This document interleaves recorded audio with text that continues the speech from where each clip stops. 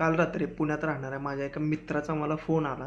त्याने एक गोष्ट जी मला सांगितली ती ऐकून मला पण धक्का बसला. गॅस आमचा 1700 साडेतीन हजाराला गेला लागला. 1700 रुपयाचा 3,500 रुपयाला घेतला. हो कधी? काल कुठला गॅस म्हणतोयस तू? 19 किलोचा मोठावाला कमर्शियल. कमर्शियल कशाला पाहिजे तुला? कमर्शियल मला लागतो ना टॉपमध्ये. इतकंच नाही तर 3500 रुपये देऊन सुद्धा कधी कधी काही लोकांना तो गॅस मिळत नाहीये, अशी परिस्थिती निर्माण झाली. हा फोन ऐकल्यानंतर मला एक प्रश्न पडला. जगात कुठेतरी युद्ध होते आणि त्याची किंमत भारतातील सामान्य माणूस का मोजतोय? सध्या मिडल ईस्टमध्ये इराण, इस्रायल आणि अमेरिका यांच्यात मोठा तणाव निर्माण झालाय.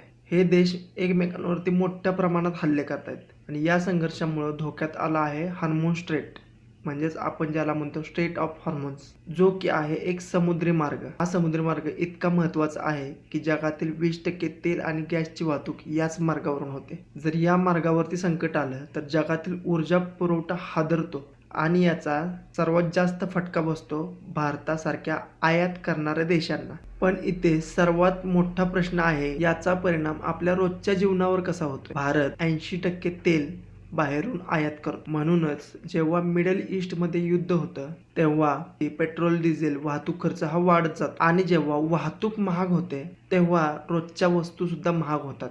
म्हणजेच युद्ध जरी दूर असलं तरी महागाई आपल्या घरापर्यंत येऊन पोहोचते. पण आत्ताची परिस्थिती आणखीनच गंभीर झालेली आहे. यावेळेस गॅस सिलेंडरवरती थेट परिणाम दिसायला लागलेत. भारतात वापरल्या जाणाऱ्या LPG गॅसपैकी 60% गॅस हा बाहेरून आयात केला जातो आणि त्यातील मोठा पुरवठा येतो मिडल ईस्टमधून. युद्धामुळे ऊर्जा पुरवठा कमी झाला, वाहतूक खर्च वाढला, बाजारामध्ये तुटवडा निर्माण झालाय.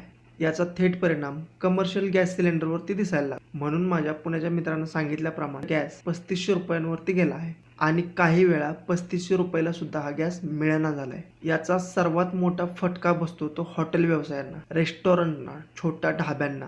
जेव्हा यांचा खर्च वाढतो तेव्हा जेवण महाग होते. म्हणजेच जगात युद्ध होतं आणि त्याचा परिणाम तुमच्या आणि माझ्या जेवणाच्या बिलावरती दिसायला लागतो. तेल महाग झालं की भारताला जास्त डॉलर खर्च करावे लागतात. यामुळे रुपया कमजोर होतो, आयात महाग होते, महागाई वाढते. म्हणजेच तुमचा आणि माझा पगार तिथेच राहतो पण खर्च वाढतो. आजच्या जागतिक अर्थव्यवस्थेत कोणतेही युद्ध फक्त त्या 2 देशांमध्ये मर्यादित राहत नाही. त्याचे परिणाम पोहोचतात पेट्रोल पंपावरती, गॅस सिलेंडरवरती आणि आपल्या जेवणाच्या थाळीपर्यंत. म्हणून इराण, इस्रायल, अमेरिका हा युद्ध संघर्ष फक्त त्या देशांपुरता मर्यादित नाही तर तो भारताच्या सामान्य नागरिकाच्या खिशावर थेट परिणाम आहे. या युद्धाबद्दल तुम्हाला काय वाटतं आणि तुमच्या शहरामध्ये गॅस सिलेंडरचे दर किती झाले आहेत ते कमेंटमध्ये नक्कीच सांगा. व्हिडिओ आवडला असेल तर लाईक करा आणि अशाच रोचक व्हिडिओ पाहण्यासाठी आपल्या चॅनलला सबस्क्राईब जरूर करा.